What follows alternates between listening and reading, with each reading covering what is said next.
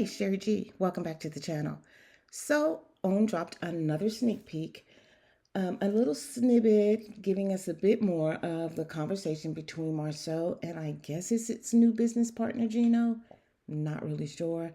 I have some questions. So, I'm going to share my presentation in just a minute and give some commentary. And I'm also going to ask those questions because maybe you have the answers. OWN certainly didn't give them to us, or they didn't give them to us in this sneak peek or the one that I shared before when these two sat down and were talking. Or maybe they'll just be answered on this Saturday's episode. Who knows? Look, I hope you hit that like button on your way in. If you didn't, it's not too late to do that. Go ahead and subscribe to the channel. Hit the notification bell so that you know whenever I drop anything new. Now, before I get into it, keep in mind the views expressed are alleged, it's of opinion, and it's for entertainment purposes. So here's my little commentary. Well, not the commentary, but here's my little presentation, and I'll be right back with the commentary. So I make mistakes. Sometimes I act without thought, but I'm pretty consistent, and I do what I say I'm gonna do. Okay, you know. No, I think high water. No, one thing that I can say that I have noticed in the time of this partnership is that you've been a man of your word. I may not like the word. No, not just the words, but maybe even the way we go about getting to certain places. But I will say, you've been a very admirable partner to be in business with. You know what I mean?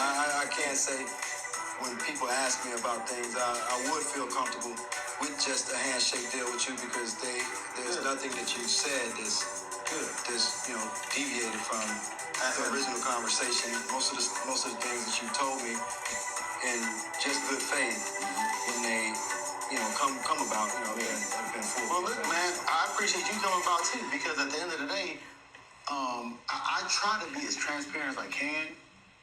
And I try to be completely transparent and come in and say, hey, listen, this is where I'm at. This is where I'm going to go. This is what Scholt is capable of. This is what Scholt would be capable of if we had someone like you on the team. Mm-hmm. But I can't sell myself as this big, huge company when I know I'm not. But I know we have the capability of getting there. I know that what it takes, we've got. And when I look at other people in different companies, and I look at their personnel, I say there's nothing that they have that we don't have. Exactly. You know what I'm saying? And here's the thing, Dave. And I'm not trying to toot my own horn, but you are a big company. You know how many general contracting companies in this country can say that they have a 1 million, 2 million, 3 million? You did 25 million. I mean, one contract, you have one contract, north of 8 million. Like, you know how many companies can say they have a contract north of 7 million or 8 million? It's not a lot. See? So you're a bigger company, than you're giving yourself credit for. All right, y'all. So be sure to tell me what you think about this. So first of all, let me just give my the questions that I have. So where did Gino come from? There was no transition. I think that's one of the things that's missing when we're introduced to new people in this so far this season anyway. Like Papa Scott, he just showed up. Like there wasn't really a transition. Like, oh well, my dad's coming to town, my dad and I, da da da da. Like nothing like that. He just showed up at Black and we went from there. So it just seemed kind of clunky. And even showing these sneak peeks, I mean, there's no transition. Maybe they're going to transition us into everything on Saturday. Because when did they first, and I doubt it because, they already showed the part where Tisha and Marcel were discussing the fact that she was put out of her office. So it's kind of too late to kind of transition us in, I guess.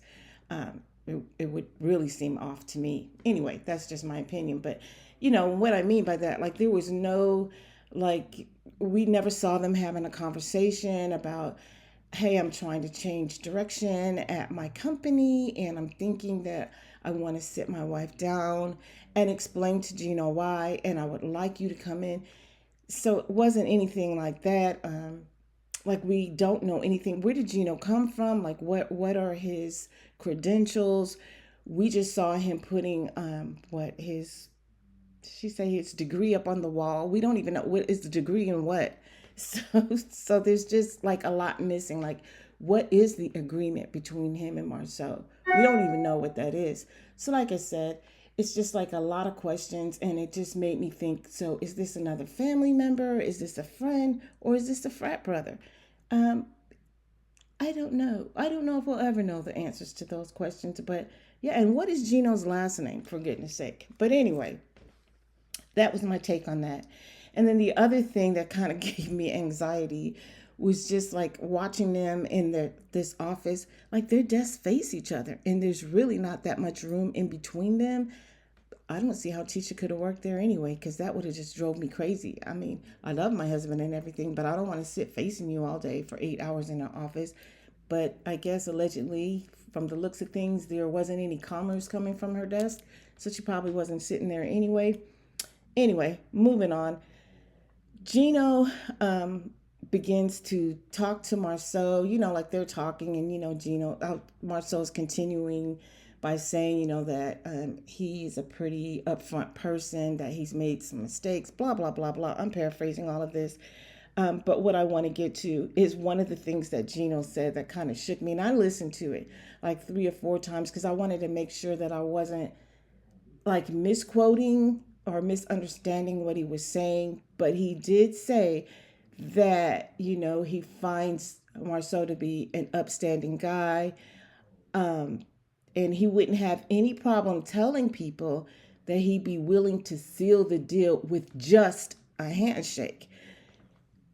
So that really caught me because I'm like, what are you saying here with just a handshake? So, in other words, there's not going to be a contract. So, we're not going to see these two signing a contract. So, that tells me, and this is my opinion, and allegedly, that tells me that this is not really going to be a business partner. We're not going to see them sealing the deal between each other, like with official paperwork, officially discussing their work parameters or anything like that, pay or anything like that. I could be totally wrong. We might see that on Saturday. This is just what I'm getting from him saying I'd be willing to tell people that I would seal the deal with just a handshake. Who does that anyway in these days? Like, I'm going to hire you, I'm going to work for you, and I'll seal this deal with just a handshake. I mean, you're just doing a handshake with a gentleman who has a $5.5 million lawsuit against this company. I'm sure you already know that, Gino. But anyway, that just didn't make any sense to me at all. And then, in this conversation, he's telling Marceau that, um, I like the direction you're going or something like that, but I just don't like how you're going about getting there. But yet you're going to seal the deal with just a a a handshake with this gentleman that they're giving us a bunch of cake, aren't they? But like I said, he's telling him that I find you to be an amicable person. That just means that you're friendly, you're peaceful. We're able to sit down if there's a disagreement and settle it in a peaceful way. I don't know, based on everything I've seen, and this is just my opinion. I don't know if there was a disagreement that Marceau would necessarily be so amicable, but maybe he would with Gino, because I noticed in this conversation too that there were times when Gino was talking and Marceau tried to interject, but Gino didn't let him, and Marceau kind of like just backed down a little bit and listened to him. So, like I said, it'll be interesting to find out what the deal is with Gino. And when I say that, I'm meaning like who he is, because I felt like Marceau did show him some respect by backing down in that conversation. Or maybe it was because the cameras were on. I don't know. Anyway, one of the things that struck me in this conversation is that based on, we're comparing this sneak peek to the one last week, Gino seemed to be more concrete and sturdy in his wording. And he seemed to be fumbling with words this time. Like, what is the right thing to say to Marceau in this particular instance? And I felt like this is just me, and this is just my opinion and my observation of what I'm seeing. I felt like Gino was struggling with, well, maybe he just wanted to be truthful. And so he was just trying to find the right words to say so that he remained truthful. And that, and that's what I got from that. I don't know what you guys think, but I think that's why he was struggling, because I don't want him to look bad, but at the same time, I do want to tell the truth. Um, in this conversation, excuse me, Marceau seems to be a bit more transparent than he has in the past, because he is saying things about his business that I find to be absolutely the truth based on what I know of this business and what we all know of this business, from for those of us that have tried to answer some questions that we had concerning the business, and trying to dot the I's and cross the T's and answer, put the puzzle pieces together. But anyway, he said that he can't sell himself as this huge company when he knows that he's not. Please excuse me. The allergies are so bad for me right now. I don't know. It's just a different weird year. So anyway, I kind of commend him for saying that, because it's like you're not this big, huge company, and so we've been saying that, like, based on our research, that something is off and something doesn't make sense.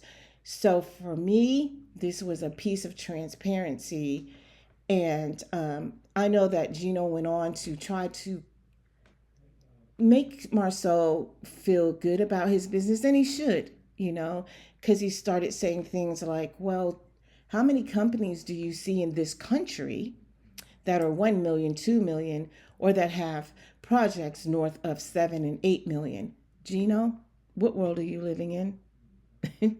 You don't see all the infrastructure going on around you right there in Huntsville and cities surrounding Huntsville.